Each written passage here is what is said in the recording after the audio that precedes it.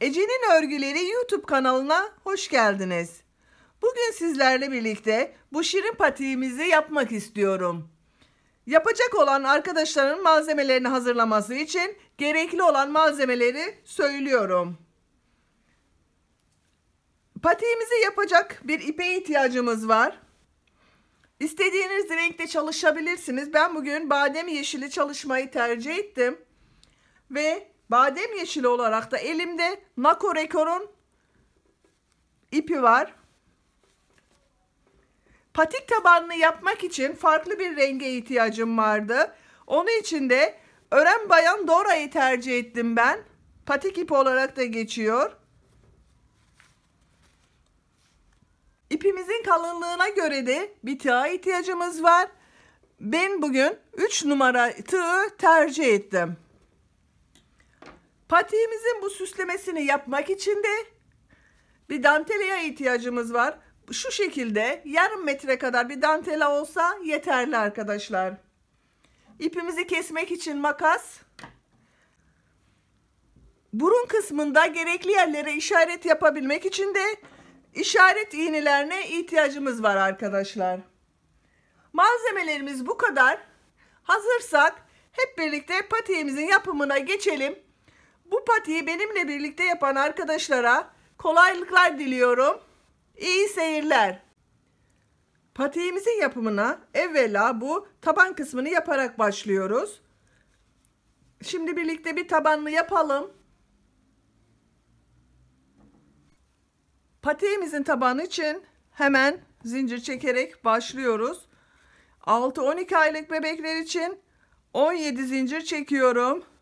3, 4, 5, 6, 7, 8, 9, 10, 11, 12, 13, 14, 15, 16 ve 17. 17 zinciri çektikten sonra bakın bir gözenek atlayıp ikinci gözeneğe 2 tane sık iğne yapıyoruz.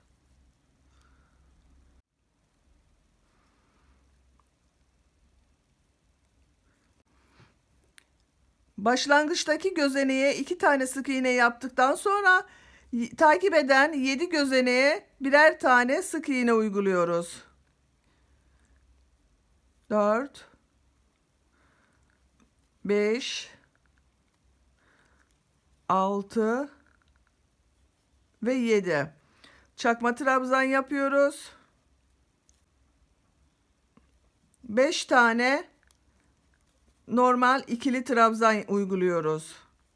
2 3 4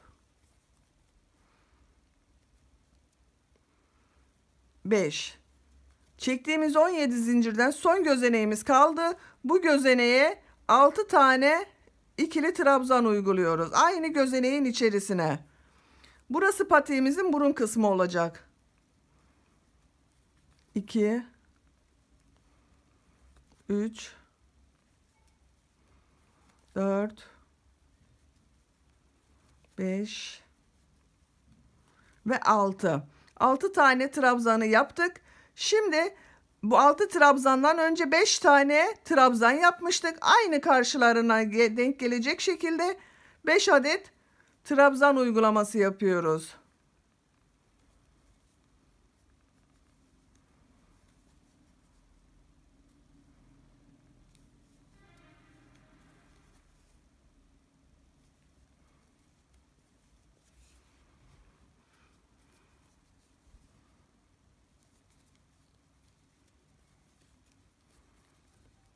Bir tane çakma trabzan uyguluyoruz. Takip eden 7 gözeneğe de tam karşılarına gelen sık iğnelerin karşısına gelen gözeneklere 7 tane sık iğne uyguluyoruz.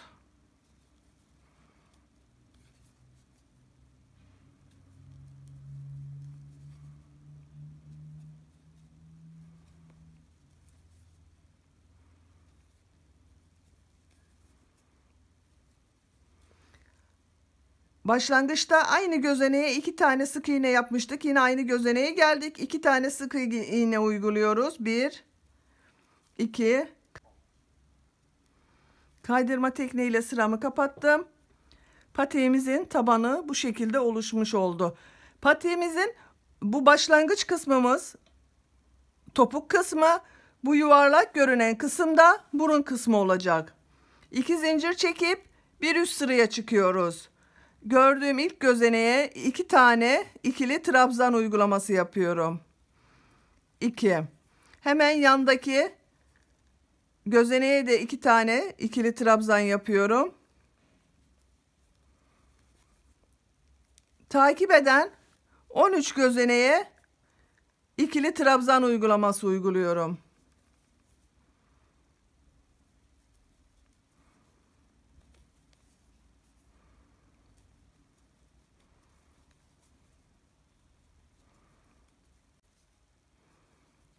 On üçüncü trabzanımı yaptım. Bu burun kısmındaki arttırma bölümlerine geldik. 6 tane trabzan vardı bir alt sırada. Burada bu 6 tane trabzanın her birisine ikişer defa trabzan yaparak 12 trabzan elde ediyoruz.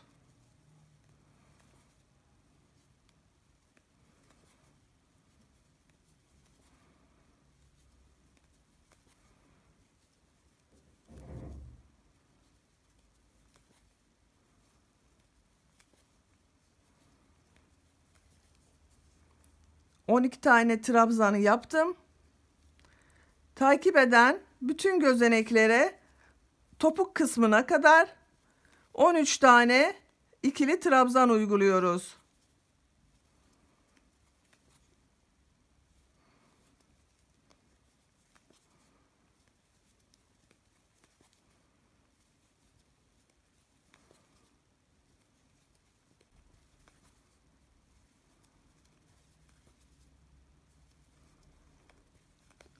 On üç trabzanı yaptık. Topuk kısmında bu arttırmalara geldik. Burada da 2 tane gözeneğe ikişer tane trabzan yapıyoruz. 2, 1, 2. Takip eden gözeneğe bir trabzan yaptım. Sıramı kaydırma tekniğiyle kapatıyorum. Tekrar 2 zincir çekiyorum. Bir üst sıraya, tabanımızdaki son sıraya geliyoruz. Buraya da 2 tane ikili trabzan yapıyorum. Takip eden gözeneğe de 2 tane ikili trabzan uyguluyorum. Tekrar iki trabzan. Toplam 4 gözeneğe ikişer taneden 8 trabzan elde ettik. Takip eden 13 gözeneği trabzan halinde devam ediyorum. Bu 13 trabzanımız hiç değişmiyor.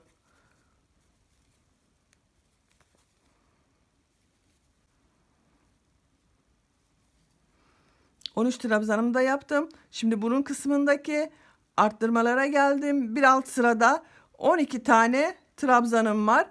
Şimdi bu ilk arttırma sırasındaki gözeneğe 2 tane ikili trabzan uyguluyorum. Bu sırada ilk arttırmamı yaptım. Yanındaki gözeneğe bir tane ikili trabzan uyguluyorum. Takip eden gözeneğe ikili trabzan uyguluyorum, 2 tane. Bir ikili trabzan, 2 tane tekli ikili trabzan, tekrar ikili trabzan uyguladım. Bu ikişerli trabzanlardan 8 tane yapıyoruz. 8 tane ikili trabzan.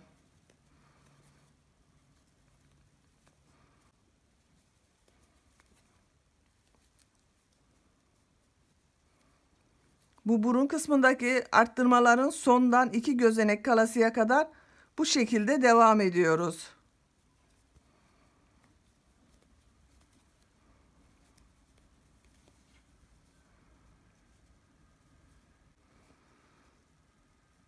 Sondan bir önce bir tane tekli ikili trabzan yapıyorum. Son arttırmama 2 tane ikili trabzan uygulaması yapıyorum. Takip eden 13 gözeneği ikili trabzan halinde devam ediyorum.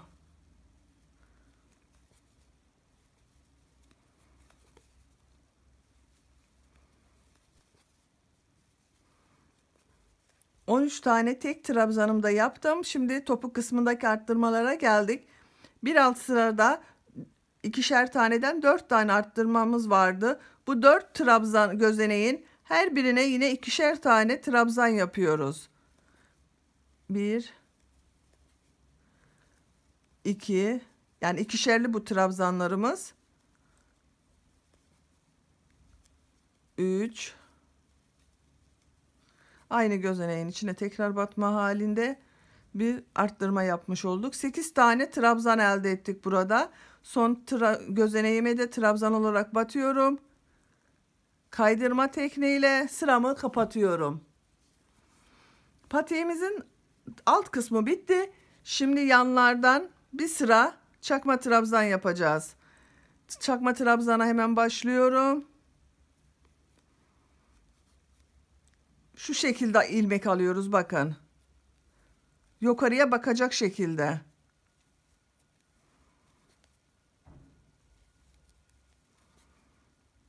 Sıra sonuna kadar çakma trabzanlarımızı yapalım.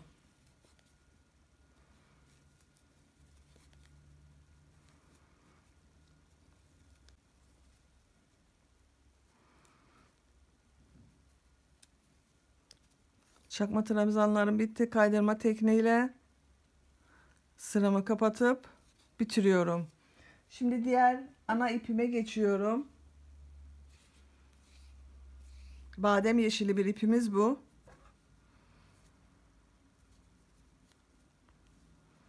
Bir zincir çekiyorum.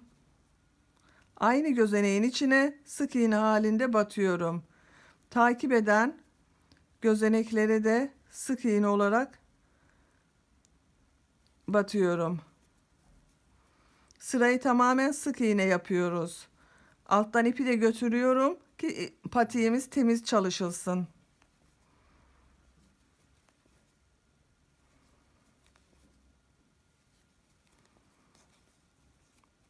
Hemen ipimi kesiyorum, uç kısmını.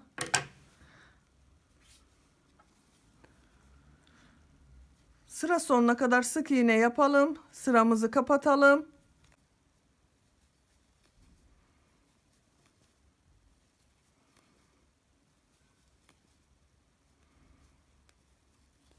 Evet, son sık iğnemi yaptım sıramda. Kaydırma tekniğiyle sıramı kapatıyorum. Çıkartıyorum. Bakın bu şekilde renkli iple bir sıra yaptık. Sık iğnelerime devam ediyoruz. Bir üst sıraya çıktım.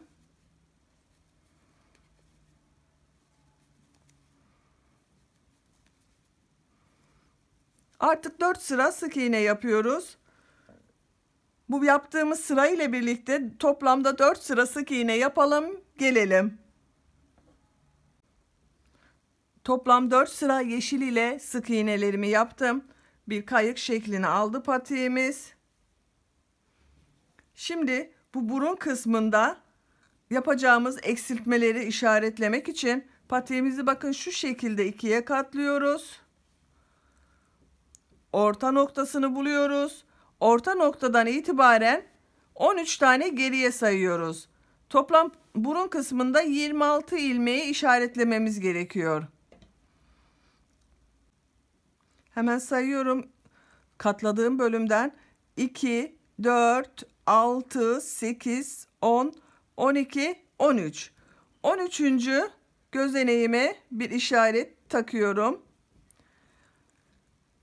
26 tane gözenek işaretleyeceğiz demiştim. Hemen sayıyorum. 2, 4, 6, 8, 10, 12, 14, 16, 18, 20, 22, 24, 26. 26. gözeneğime de bir işaret takıyorum. Şimdi bu ilk işaretli yaptığımız yere kadar sık iğnelerimizi devam edelim. Burun kısmında eksiltmeleri yapacağız artık. Hemen bir zincir çekiyorum. Aynı gözeneğin içine batıyorum. 1, 2, 3, 4, 5,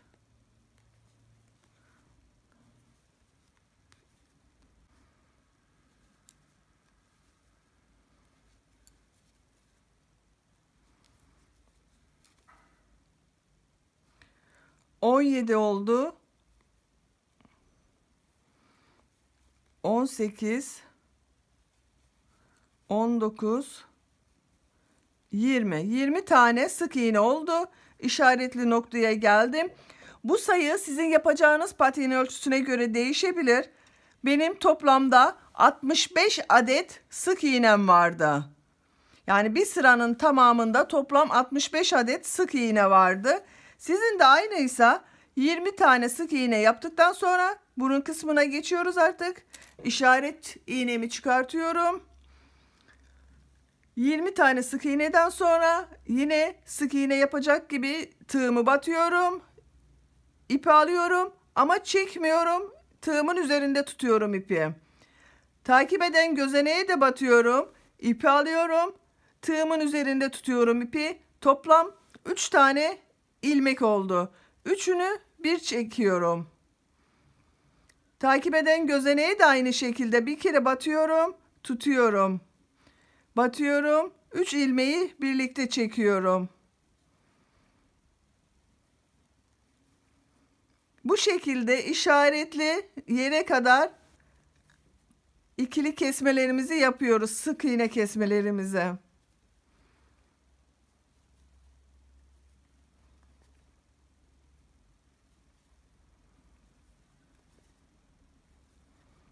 Toplam 13 tane bu şekilde kesme olması gerekiyor.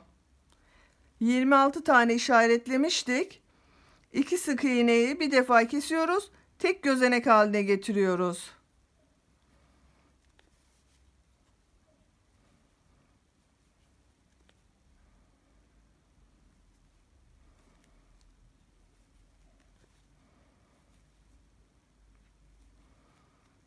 Evet, son işaretlediğimiz noktaya geldim. İkisini bir keseceğim burada da.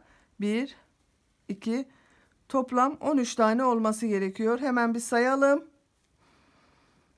1, 2, 3, 4, 5, 6, 7, 8, 9, 10, 11, 12 ve 13. 13 tane kesme işlemini yaptık. Takip eden gözenekleri sıra sonuna kadar sık iğne şeklinde uyguluyorum.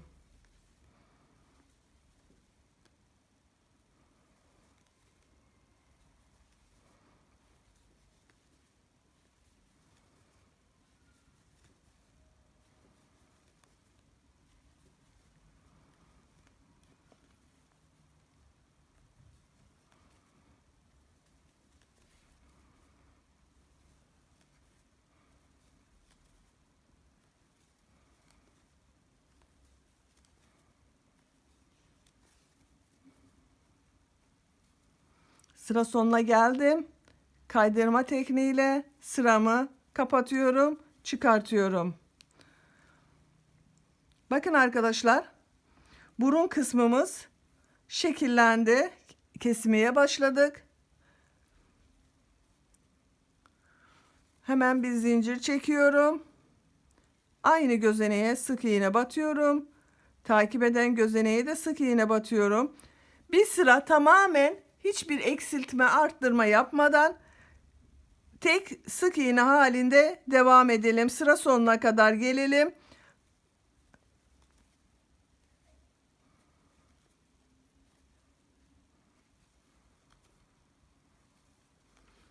Sıra sonunda kaydırma tekniğiyle sıramızı kapatıyoruz. Bir sırada sık iğnelerimizi gittik.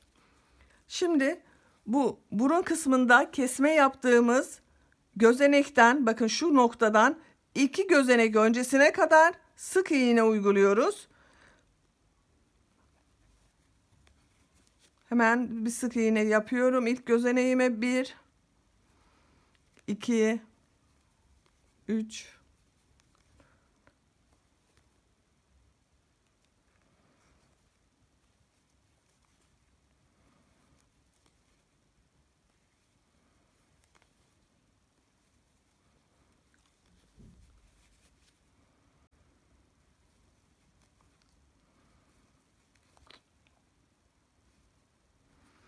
18 tane sık iğne yaptık. Bakın bu gözenekten 2 gözenek öncesine kadar geldim. Burada bir tane çakma trabzan,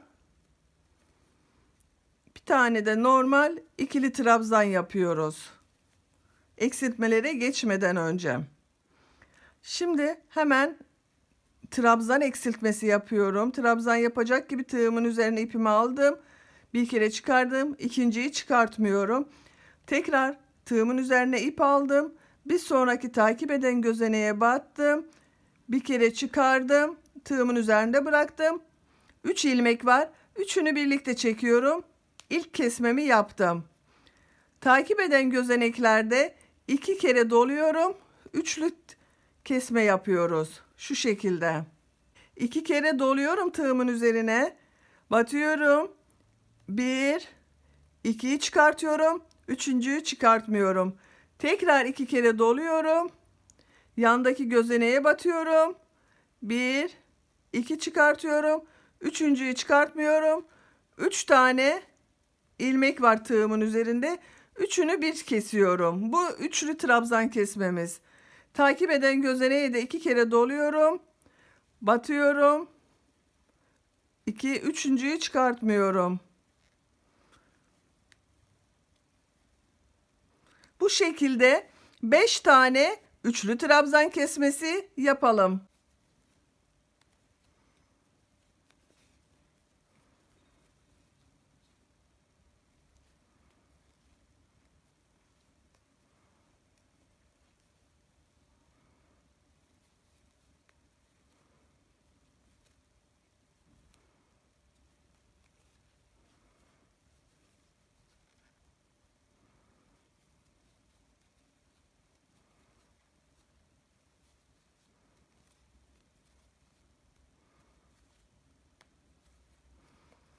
Evet, 5.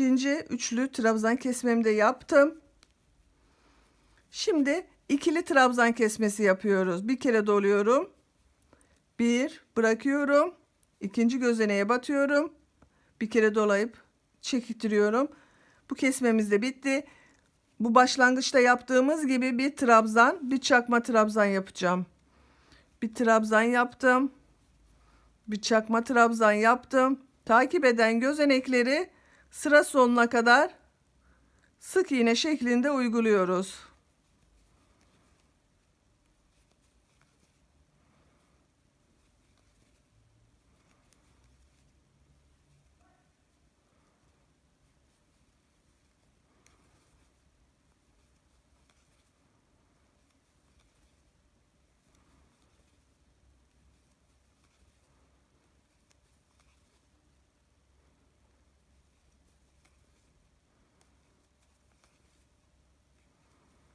Kaydırma tekniğiyle sıramı da kapatıyorum. Bitti. Bakın bu şekilde devam ediyoruz. Bu sıramızda tamamen bir önceki sırada olduğu gibi tamamen sık iğne şeklinde. Sıra sonuna kadar bir sıra sık iğne yapalım, gelelim.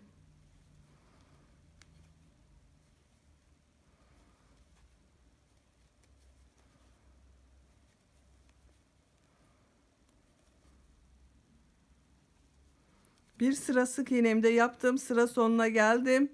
Kaydırma tekniğiyle sıramı kapatıyorum.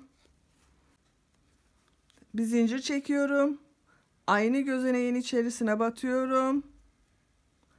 Takip eden gözeneğe de sık iğne yapıyorum.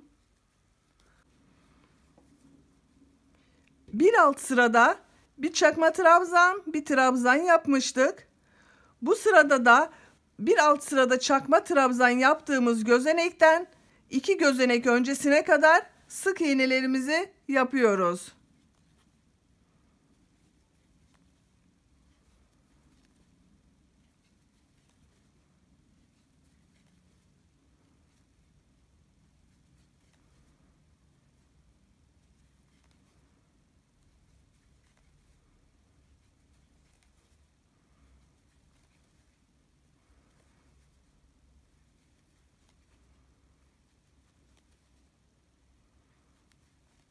Hemen bakıyorum. Çakma trabzanım bu.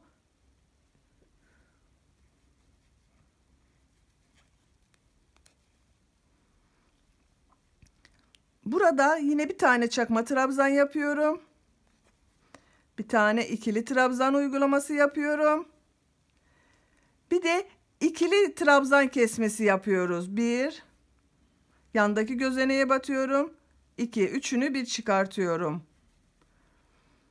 Takip eden iki gözenekte de üçlü trabzan kesmesi yapacağız. 2 defa doluyorum. 1, 2 defa çıkartıp bekletiyorum.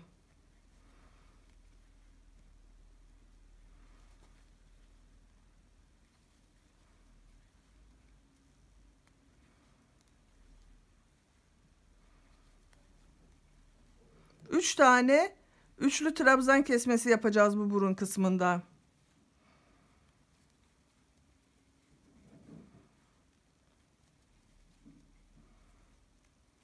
Üçlü burun kesmelerimiz bitti. Şimdi ikili trabzan kesmesi yapıyoruz. Bir trabzan yapıyorum. Takip eden gözeneğe çakma trabzan yapıyorum. Diğer kalan gözenekleri sıra sonuna kadar sık iğne şeklinde uyguluyorum.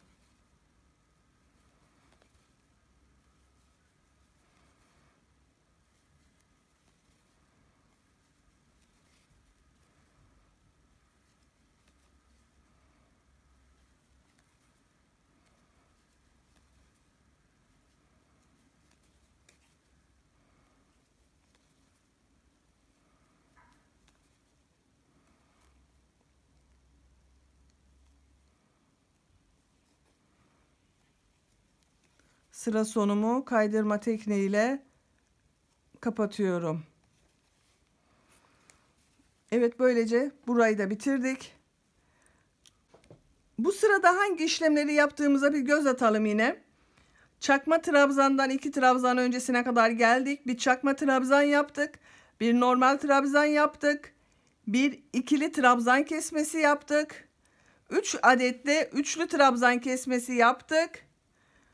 Tekrar bir ikili trabzan kesmesi, bir trabzan, bir çakma trabzan, takip eden gözenekler, sık iğne. Şimdiki yapacağımız sırada da tamamen sık iğne uygulaması yapıyoruz.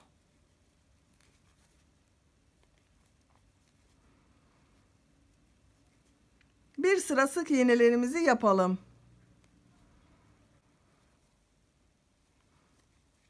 Bu sıradaki sık iğnelerimin de sonuna geldim.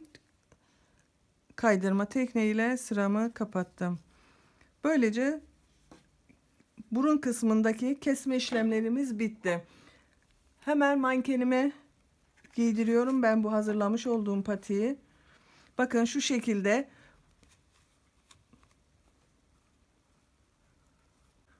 Şimdi sıra patiğimizin temelini oluşturduk. Konç kısmını yapmakta, bu bileğini kavrayacak kısmı. Hemen çıkartıyorum ben. Buradan itibaren trabzan şekline gidebiliriz istiyorsanız. Ama ben kız bebek için yapacağımdan süslü olsun istiyorum. Bir sıra dantel uygulaması yapacağım bu sırada.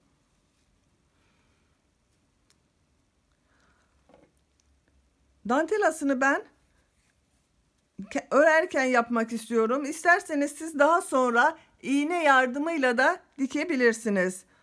Hemen bir zincir çekiyorum.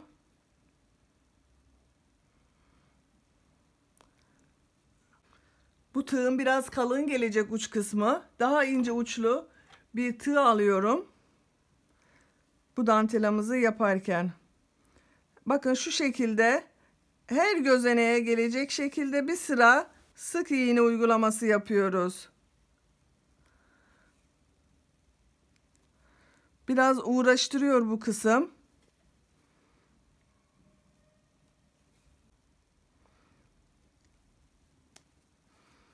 Her gözeneğine batarak bu dantelamızı patiğimize monte ediyoruz.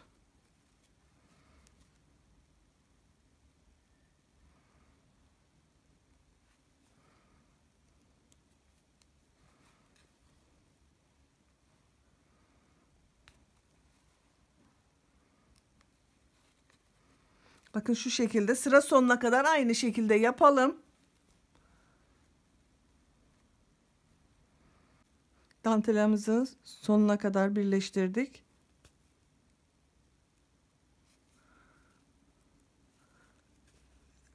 Başlangıçla bu sonunu bir arada yapıyorum. Burası düzgün dursun diye. İkisi bir olunca biraz zor oldu tabii ki ilmek almak. Çıkarttım ve bitirdim. Başlangıçtaki gözenekle kaydırma tekniğiyle sıramı kapatıyorum. Evet, artık ince tığla işim bitti. Onu bırakabilirim. Dantelamızın fazlasını kesiyorum. Bakın bu şekilde dantelamızı da birleştirdik. Bu sırada ne yaptık? Sık iğne şeklinde tığ yardımıyla dantela ile patiğimizi birleştirme işlemini yaptık.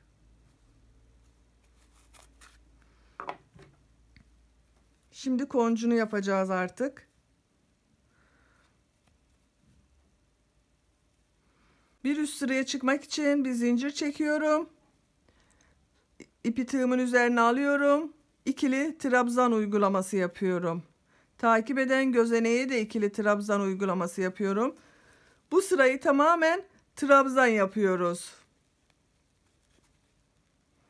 Bir sıra sonuna kadar ikili trabzan yapıp gelelim. Bu kısımda lastik uygulaması yapacağız. Lastik uygulamasını nasıl yaptığımızı size göstermek istiyorum.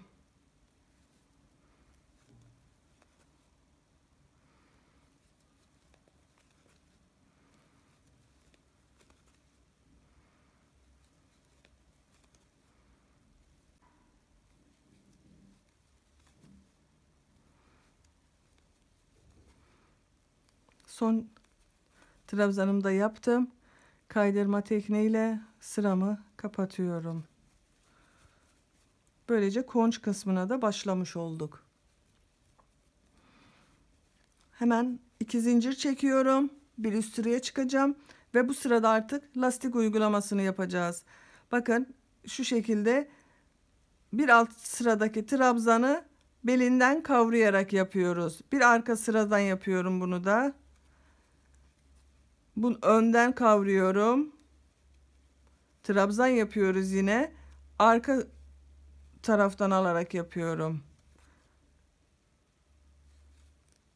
Ön trabzandan alıyorum. Takip eden trabzanı arkadan alıyorum. Bir trabzan ön kısımdan alıyoruz. Bir trabzanı arka kısımdan alıyoruz. Bu şekilde sıra sonuna kadar lastik uygulamasını tamamlıyoruz.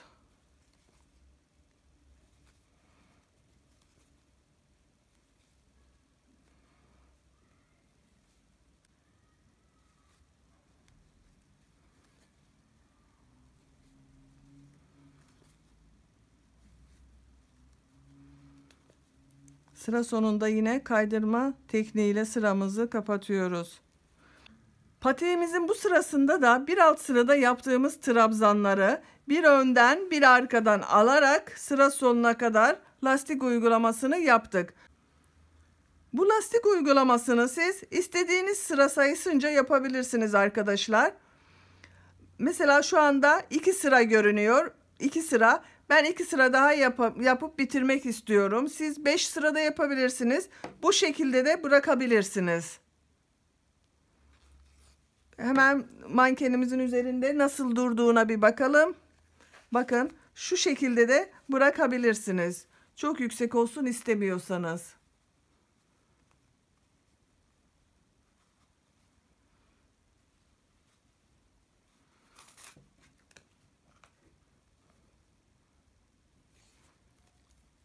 Ben hemen bir üst sıraya geçiyorum. 2 zincir çekiyorum. Bu sırada da gördüğümüz trabzanları gördüğümüz gibi alıyoruz. Önde gördüğümüz önde de arkada gördüğümüzü arkadan alıyoruz. Bakın arkada bu sıramız. Arkadan alıyorum. Önden alıyorum. Sıra sonuna kadar yine aynı şekilde yapalım. Bir sıra daha uygulayalım bundan. Patiğimizi bitirelim.